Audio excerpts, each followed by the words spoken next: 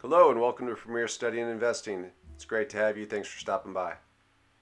Studying and Investing. So this week in a wrap-up summary, we're going to be looking at three stories. One, Tesla surmounts supply chain woes with blockbuster Q4 deliveries. This came out Sunday, January 2nd.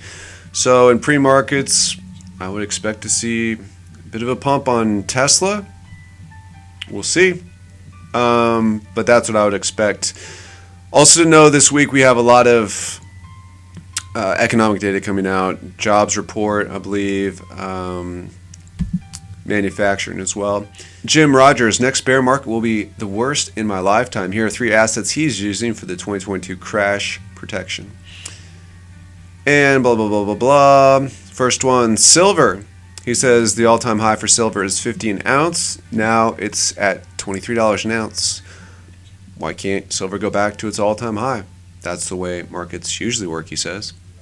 Interesting. What else does he say? Copper. So he's going to play the EV market. He's, nothing new that we haven't heard before about how much copper is in electric vehicles compared to traditional. And then he throws us maybe a bit of a curveball.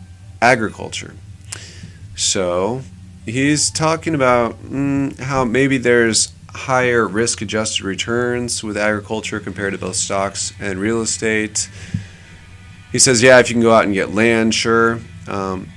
But, that's probably not the deal for most people. And then a fourth alternative is basically fine art. I did see a app where someone did like a promoted video, and you can go onto a platform and buy shares of art. So you could own, a very expensive painting or something like this.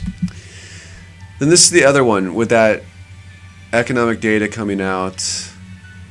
The question is, is J.P. Morgan right? It says that the January effect will boost beaten down stocks. These three could nab you rapid gains if the 2022 bounce comes true. January effect. Typically what this is talking about is that there is a lot of money that comes into the market in January. I'm expecting that to happen, honestly. So I'm kind of optimistic for January, but then after that, I'm really, really not. Okay, so the first play that they talk about is Plug. You see it all the time in the, let's see, Plug is a forefront in the hydrogen fuel cell industry. I actually didn't know that. I thought they were more of a charging company. Produces liquid hydrogen. No, I don't believe in that technology, honestly. It's been around for years. They've been toying around with this idea, right? Run your car, just produce water. I don't think so. I don't know. I don't like this company. I don't know. I don't like the. I don't like the way that this was handled. This new technology on the biopharmaceutical space. I just think it was handled poorly. I really, really do. So maybe regulators more is the issue that I have. Although, yeah. But anyways, they actually have said that they're going to be expecting to put out a lot less. Yeah, I don't think they're going to do that well. And then Pinterest. I don't like this company either. So I don't like these companies, JP Morgan Chase. But the big point is that we had the big rally. We had of course, all-time highs with the S&P 500. So is that going to continue to rally? I would say certain stocks might do well. My expectation is that the estimates are going to be crap, or certainly if they're good, people are going to come back and say, these are fudge numbers. From what I'm seeing in my neck of the woods, I don't think that the supply chain or a lot of this stuff is that great. Yeah, we had the Santa rally.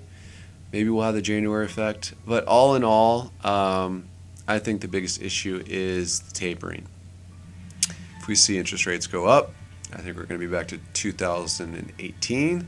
So I've been looking more at corporate bonds and things like that. And yes, I know, but hopefully shorter duration bonds, and maybe not get into them right away.